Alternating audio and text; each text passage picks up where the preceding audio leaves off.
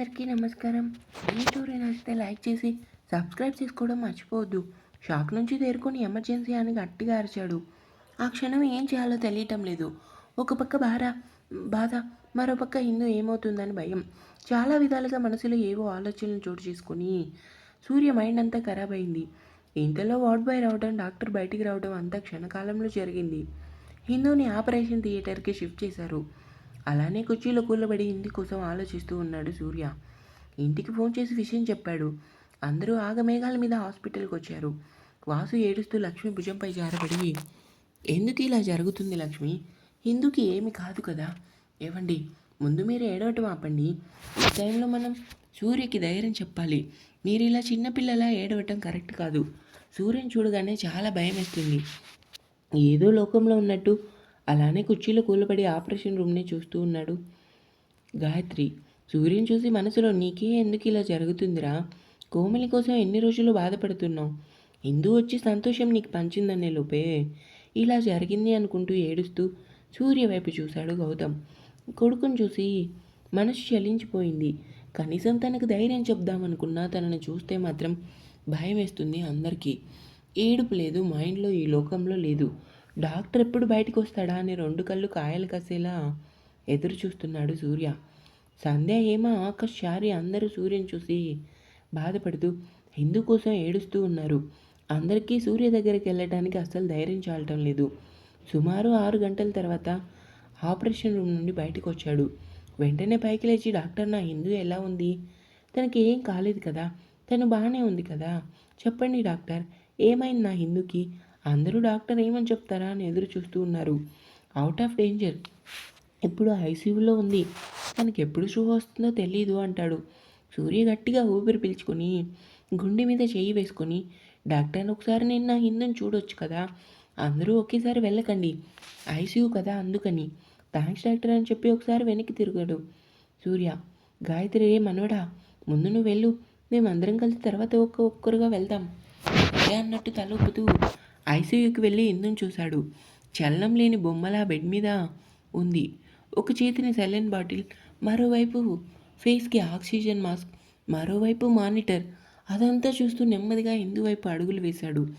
Family అందరూ door glass నుండి హిందూని చూసి బాధపడుతూ మనసులో హిందూ సేఫ్గా ఉందని ఆనందంగా ఉన్నారు. వణుకుతూ హిందూ చేతిని పట్టుకొని అలానే హిందూని చూస్తూ, మనసులో ఒకసారి నా వైపు చూడు హిందూ, నీతో గొడవ పడాలనుంది. ప్లీజ్ హిందూ, ఒక్కసారి నా వైపు చూడు, చాలా కష్టంగా ఉంది, నా దగ్గరకు వచ్చే, ఒక్కసారి కళ్ళు తెరువు హిందూ, నన్ను తిట్టు కొట్టు అంటూ హిందూ వైపు చూస్తూ ఉన్నాడు. అందరూ హిందూని చూసి బయట కూర్చొని ఉంటారు. సడన్గా అటాక్ జరిగిందంటే ఇదంతా సుధీర్ చేసి ఉంటాడా అనుకుంటాడు సంజయ్. హిందూ చేతిని పట్టుకొని కోపంగా బయటకు వచ్చి అందరి వైపు చూసి, నేను గంట తర్వాత ఇక్కడికి వస్తాను, అప్పటి వరకు హిందూని జాగ్రత్తగా చూసుకోండి అంటూ మరో తావు లేకుండా బయటకు వచ్చి కారు తీసుకొని బయలుదేరాడు. సంజయ్, వీడి కోపం చూస్తుంటే సుధీర్ దగ్గరికి వెళ్తున్నాడు. కోపంలో వాడిని చంపేస్తాడు అనుకుంటూ సూర్య కారు వెనకాల ఫాలో అవుతున్నాడు. సూర్య తన ఫామ్ హౌస్కి వెళ్ళి కారు ఆపి విసురుగా అడుగులేసుకుంటూ తన క్రిమినల్కి సంబంధించిన రూమ్కి వెళ్ళి గట్టిగా కళ్ళు మూసుకొని ఒకసారి ఆలోచించండి మొదలుపెట్టాడు. మనసులో సుధీర్ ఫోన్ చేయటం, ఎందుకు అటాక్ జరగటం అంటే ఇదంతా చేస్తుంది సుధీర్ కాదు, దీని వెనకాల ఉంది ఎవరో నేను తెలుసుకోవాలి. కోమలి డెడ్ బాడీ రాలేదంటే కోమలి ఇప్పుడు ఎక్కడుంది? నిజంగా చనిపోయిందా లేదా? ముందు ఆ విషయం నేను తెలుసుకోవాలి. కోమలి ఎలా చనిపోయిందో హిందూకు మాత్రమే తెలుసు, కానీ హిందూ ఇప్పుడు చెప్పలేని పరిస్థితి. ఆ సుధీర్ని ముందు పట్టుకొని తీరాలని ఆలోచిస్తూ నెమ్మదిగా కళ్ళు తెరిచి మార్క్ స్కెచ్ తీసుకొని ఒక ప్లాన్ వేసుకొని గట్టిగా ఊపిరి పీల్చుకొని తన వెనుక ఉన్న సంజయ్ వైపు చూస్తాడు. సంజయ్, అర్థమైందిరా? సంజయ్, ఇది ఎవరికీ తెలియటానికి వీల్లేదు. అంతేకాదు, ఇప్పుడు హిందూని అటాక్ చేసింది సుధీర్ కాదు. ఏంట్రా నువ్వు చెప్పేది? అవును, ఇదంతా చేస్తుంది ఒక్కరే, కానీ అందరి చేతులు కలిపి చేస్తున్న పని. అంతేకాదు, ముందు కోమలి కోసం తెలుసుకోవాలి, తను ఎక్కడుందో తెలియాలి. అంటే కోమలి చనిపోలేదా? తను చనిపోయిందని నాకు చెప్పారు, కానీ డెడ్ బాడీ లేకపోవటం ఏదో రహస్యం ఉంది. కోమలి చనిపోయిందో లేదో హిందూకు మాత్రమే తెలుసు. ముందు హిందూ కోలుకోవాలి. ఈలోపు సుధీర్ సంగతి నేను చూసుకుంటాను. నువ్వు మాత్రం సుధీర్ కాల్ లిస్ట్ ఇవన్నీ నాకు ఇవ్వు. ఏం చేయాలనేది నేను తర్వాత చూసుకుంటా. అలానే హిందూ మీద జరిగిన అటాక్ హాస్పిటల్ బయట, అలానే దాని ఎదురుగా ఉన్న కాఫీ రెస్టారెంట్ బయట వీడియో సీసీ ఫుటేజ్ మొత్తం నాకు కావాలి. సరే మామ, నువ్వు చెప్పేదే అర్థమైంది. నేను ఆ పని మీదే ఉంటాను, నువ్వు హిందూ దగ్గరికి వెళ్ళు. సరే సాయంత్రానికి ఆ వీడియో సీసీ ఫుటేజ్ నా ముందు ఉండాలి, అర్థమైందా? నువ్వు అనుకున్నది జరిగేంత వరకు నీకు నేను తోడుగా ఉంటా. నువ్వు కంగారు పడకు. హిందూకేం కాదు. నాకు గట్టి నమ్మకం ఉంది. ఇదంతా ఎవరు చేస్తున్నారో నువ్వు తెలుసుకుంటావు. సంజయ్ని హక్ చేసుకుని ఏడుస్తూ కాసేపు అలానే ఉంటాడు సూర్య. ఏంటి ఇది చిన్నపిల్లాళ్ళ? ఈ టైంలో నువ్వు ధైర్యంగా ఉండాలి సరే. ముందు హిందూ దగ్గరికి పదా అంటూ సూర్య సంజయ్ ఇద్దరు కలిసి హాస్పిటల్కి వెళ్తారు. అందరూ హిందూ ఎప్పుడు స్టూడియోకి వస్తుందో అని ఎదురు చూస్తూ ఉన్నారు. అలా 2 రోజులు గడిచిపోయాయి. 3వ రోజు హిందూ పక్కన కూర్చొని తన చేతిని పట్టుకుని, ఇంకా ఎంతసేపు పడుకుంటావు హిందూ? నాతో మాట్లాడాలని నీకు అనిపించడం లేదా? చాలా మిస్ అవుతున్నాను నిన్ను, ప్లీజ్ హిందూ నాతో మాట్లాడు. నీతో మాట్లాడి 2 రోజులు అవుతుంది కానీ నాకు 2 యుగాలు గడిచినట్టుంది. నా కోసం మళ్ళీ నువ్వు నీ ప్రాణం బలంగా పెట్టావు. ఎందుకే నేను అంటే నీకు అంత పిచ్చి? నీకు కోమలి దూరం అయిందన్న బాధతో నేను ఎంతగా కృంగిపోయానో తెలుసా? చీకటిగా ఉన్న నా జీవితంలో నువ్వు వచ్చి నాకు వెలుగునిచ్చావు. నీతో ప్రేమగా గడుపుతున్న క్షణంలో నీకు ఇలా జరిగింది ఏంటో, నేను ఏది ఇష్టపడినా నాకు అలానే జరుగుతుంది అనుకుంటూ అప్పటి వరకు గుండె లోతుల్లో ఉన్న బాధంతా బయటకు వచ్చేసింది. తన కన్నీరుతో హిందూ అరచేయి తడిసి ముద్దవుతుంటే ఇవన్నీ వింటున్న మమత, గౌతమ్, వాసు, లక్ష్మి, గాయత్రి అందరూ సూర్య మాటలకి మనసుకు చలించిపోయి ఏడుస్తూ ఉన్నారు. హిందూ లే, నాతో మాట్లాడు. నువ్వు ఇలా ఉంటే నాకు ప్రాణం పోతుందంటూ మాట్లాడుతుండగా సూర్య కన్నీటి చుక్కలకి తన చేయి మెల్లగా కదిలించింది. ఎందుకు ఏడుస్తున్నావు ఆదిత్య?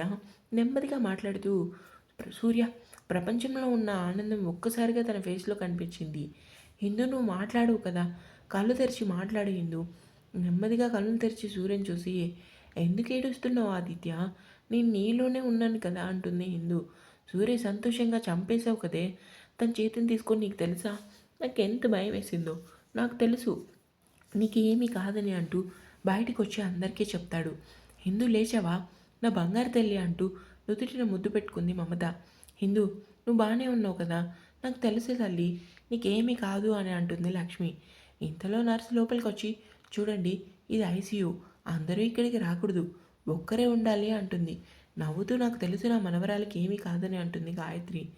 సూర్య లేనిదే హిందూ లేదు, హిందూ లేనిదే సూర్య లేడు, ఎందుకంటే ఇద్దరు ఒకే ప్రాణమమ్మా అంటాడు గౌతమ్. అవును గౌతమ్, హిందూ సూర్య ఇద్దరు ఒకే ప్రాణం అంటుంది గాయత్రి. అంజలి, ఆకాష్, హేమ, సంధ్య హిందూ పలకరించి కాసేపటికి అందరూ హిందూని చూసి ఆనందపడి బయటకు వస్తారు. హిందూ అసలు నిన్నెవరు బయటికి రమ్మన్నారు? నా మాట అంటే లెక్కలేదు నీకు అంటాడు సూర్య. నెమ్మదిగా ఆదిత్య నన్ను ఇంటికి తీసుకెళ్ళు. ఇంకా వారం రోజులు హిందూ తర్వాత ఇంటికి వెళ్దాం. నువ్వు ఎక్కువ మాట్లాడుకు, ముందు నువ్వు రెస్ట్ తీసుకో, అర్థమైందా అంటాడు. బాగా నీరసం ఉండటం వల్ల మళ్ళీ నిద్రలోకి జారుకుంది. హిందూ హెల్త్ చెక్ చేసి ఇంజెక్షన్ చేసి, హిందూకు బాగానే ఉంది సూర్య, జాగ్రత్తగా చూసుకో అని టాబ్లెట్ వేసి రాసి, ఈ మందులు వాడండి, అలానే తనకి 3 బుల్లెట్ తగిలాయి, సో కేర్ఫుల్గా చూసుకోవాలి. సరే డాక్టర్. మమత, గౌతమ్, వాసు, లక్ష్మి ఇప్పుడు హిందూ బాగానే ఉంది కదా, మీ అందరూ 2 రోజుల నుండి ఎక్కడే ఉన్నారు, ముందు మీరు ఇంటికి వెళ్ళి రెస్ట్ తీసుకోండి, నేను హిందీ దగ్గర ఉంటానంటుంది గాయత్రి. అప్పుడే బయటికి వస్తూ, లేదు బామ్మ, వాళ్ళందరితో పాటు మీరు కూడా వెళ్ళండి, నేను హిందూని జాగ్రత్తగా చూసుకుంటాను అంటాడు. అది కాదురా మనవడా, అమ్మ నాన్న ముందు మీరు ఇంటికి వెళ్ళండి, అక్కకి ఏ టైంలో ఎలా ఉంటుందో తెలీదు, ముందు మీరు వెళ్ళండి అంటుంది సూర్య. మమత, గౌతమ్ ఇంకా సూర్య మాటను కాదనలేక ఇంటికి వెళ్తారు. మామయ్య, అత్తయ్య మీరు కూడా వెళ్ళండి అంటాడు. గాయత్రి, వాసు, లక్ష్మి ఇంటికి వెళ్ళారు. సంధ్య, హేమ మీ ఇద్దరితో నేను కొంచెం మాట్లాడాలి అంటాడు. ఏమైందన్నయ్య చెప్పు అంటుంది సంధ్య. అసలు హిందూ ఎవరు? అనాథ అని చెప్పింది నిజమేనా? హేమ, అవునన్నయ్య. సంజయ్, ఆకాష్ ఇద్దరు షాక్ అవుతారు.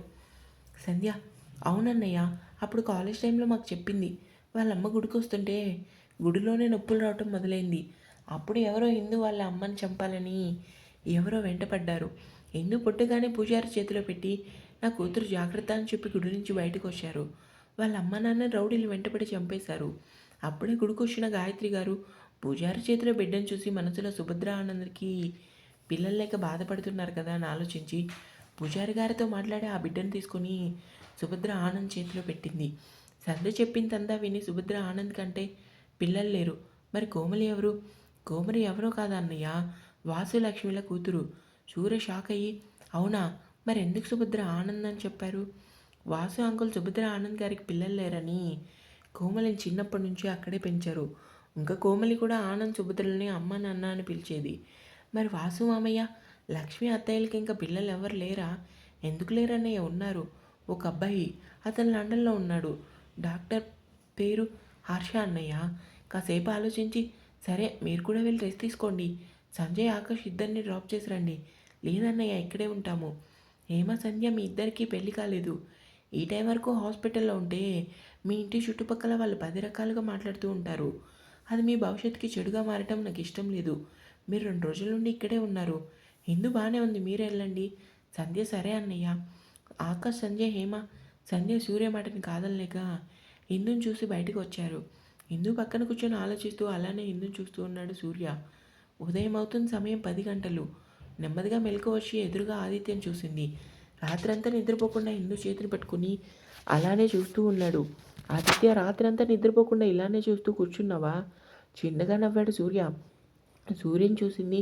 ఫేస్ అంతా కమిలిపోయి నిద్రలేక 2 కళ్ళు ఎర్రగా ఉన్నాయి. చాలా నీరసంగా ఉన్నాడు. ఆదిత్య, ముందు నువ్వు ఫ్రెష్ అయ్యి టిఫిన్ చేయి. చూడు ఎలా ఉన్నావో, దేవదాస్ సినిమా హీరోలా. ఈ టైంలో కూడా నాతో కామెడీ చేస్తున్నావు. ముందు నువ్వు రెస్ట్ తీసుకో హిందూ, ఎక్కువ మాట్లాడుకు. ఆదిత్య, ఒకసారి నా దగ్గరికి రా. ఏమైంది హిందూ? కంగారుగా దగ్గరకు వచ్చాడు. నెమ్మదిగా 2 చేతులతో సూర్య ఫేస్ని తీసుకొని ఇలా నా ఎదురుగా కూర్చో. ఏంటి ఇది, ఏం చేస్తుంది అనుకుంటూ ఎదురుగా కూర్చున్నాడు. ఏమైంది హిందూ, నొప్పిగా ఉందా? అవునా ఆదిత్య, చాలా నొప్పిగా ఉంది. కంగారుగా ఎక్కడ హిందూ, ఉండు డాక్టర్ని పిలుస్తా. సూర్య చెంపల మీద చేయి వేసి, నొప్పి అంటే ఆ నొప్పి కాదు ఆదిత్య. అర్థం కాక ఏంటి హిందూ నువ్వు చెప్పేది? నాకు అసలు అర్థం కావటం లేదు. నీకు నేను ఎందుకు దూరం అవుతాను ఆదిత్య? నువ్వు ఇలా బాధగా ఉంటే ఇదిగో తన గుండె చూపించి ఇక్కడ ఎంత నొప్పిగా ఉందంటే మాటల్లో చెప్పలేను. ప్లీజ్ ఆదిత్య, నువ్వు ఇలా డల్గా ఉంటే నాకు అస్సలు నచ్చడం లేదు. కంటి నిండా నీళ్ళతో మరి ఏం చేయనే? నిన్ను ఇలా ఇటువంటి పరిస్థితుల్లో చూస్తుంటే నా గుండె అసలు తట్టుకోవటం లేదు.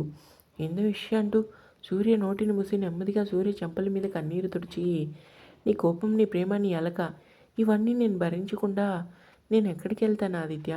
చెప్పాను కదా, నా ఊపిరి నా గుండె చప్పుడు. నీవు నాకేమన్నా జరిగితే నీ గుండె చప్పుడు ఎలా ఉంటుందో నాకు తెలుసు. ఎందుకంటే నీ గుండె చప్పుడు కొట్టుకుంటుంది నా కోసమే కదా. ఎందు నుడితిన ముద్దు పెట్టి, ఎందుకే నేనంటే అంత ఇష్టం నీకు అంటాను సూర్య. ఎందు ప్రేమ కాదు ఆదిత్య, పిచ్చి. పిచ్చి అనే ప్రేమ పిచ్చి. అవును, ఈ మధ్యనే నాకు కూడా హిందూ అనే ప్రేమ పిచ్చి పట్టింది. ఒక్క క్షణం కూడా మనసు కుదురుగా ఉండటం లేదు. ఇప్పటి వరకు నీ ప్రేమను నేను భరించాను. నువ్వు కూడా నా ప్రేమను భరించడానికి రెడీగా ఉండు హిందూ. నవ్వుతూ, నీ ప్రేమ కోసం ఇది ఆదిత్య ఎప్పటి నుండో ఎదురు చూస్తూ ఉన్నాడు సూర్య. నవ్వుతూ, అవునా సరే అయితే అని సూర్య బుగ్గల మీద ముద్దు పెట్టి, లవ్ యూ ఆదిత్య అంటుంది హిందూ. నవ్వుతూ, ఎప్పుడు కనీసం నాకు హక్కు కూడా ఇవ్వలేదు. ఈరోజు ఏంటి అడగకుండానే నా దేవత వరం ఇచ్చింది. మనసులో నువ్వు ఇలా డల్గా ఉంటే చూడలేక ఆదిత్య, నువ్వు నా ప్రాణం. ఈసారి నుండి నీ దేవత ఎప్పుడు నీవు అడగకుండానే వరాలు ఇస్తుంది అంటుంది. నవ్వుతూ, ఎక్కువ మాట్లాడికి ఆపరేషన్ చేశారుగా, పెయిన్ వస్తుంది. నీతో మాట్లాడితే నాకు ఏ బాధ ఉండదు ఆదిత్య. ప్లీజ్ నాతో మాట్లాడు. నీతో మాట్లాడి 3 రోజులైంది. మాట్లాడతాను కానీ 1 కండిషన్. ఏంటి ఆదిత్య? ఆ రోజు అన్నావు కదా రే ఇడియట్, ఐ లవ్ యూ అని. మళ్ళీ అనవే. నువ్వు అలా అంటుంటే నాకు చాలా నచ్చింది. ప్లీజ్ ఒక్కసారి అనవే.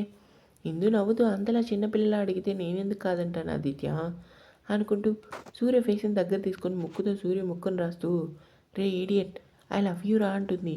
నవ్వుతూ హిందూ నుదుటిన ముద్దు పెట్టుకొని, చాలు హిందూ, ఇప్పటికే చాలా ఎక్కువ మాట్లాడావు, పడుకో. నాకు నిద్ర రావటం లేదు ఆదిత్య. అయితే సైలెంట్గా ఉండు, అస్సలు మాట్లాడుకు. సరే ఒక్క మాట సూర్య చెప్పు. నువ్వు